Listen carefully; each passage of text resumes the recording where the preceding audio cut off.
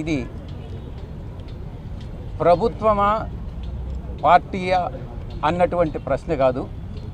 బాబాసాహెబ్ అంబేద్కర్ గారు బడుగు బలహీన వర్గాల మనిషి, దళిత అభివృద్ధి కోసం దళితులని ఆ వివక్షతను తొలగించేదానికి ఆయన చేసినటువంటి కృషికి మన పార్టీయే కాదు ప్రతి రాజకీయ పార్టీ కూడా అంబేద్కర్ గారిని ప్రశంసిస్తారు.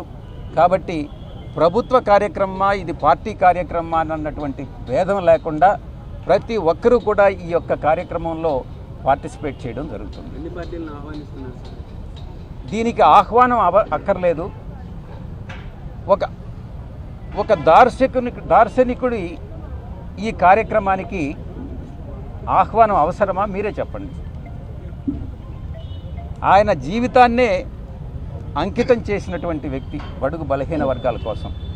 ఈరోజు ఇంకొక విషయం చెప్పాలనంటే బాబాసాహెబ్ అంబేద్కర్ గారు ఈ యొక్క భారత గడ్డ పైన పుట్టి ఉండకపోతే బహుశా అలనాటి ఆ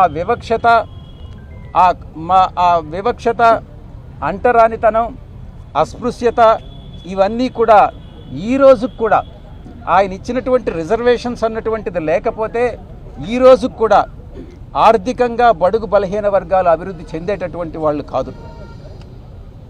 అదే ఆయనటువంటి ఆశయాలు.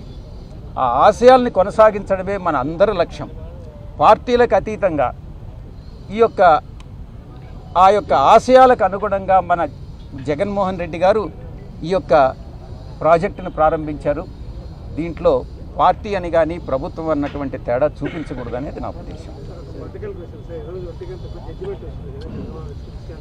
1 గంటకు వస్తుంది. వచ్చిన తర్వాత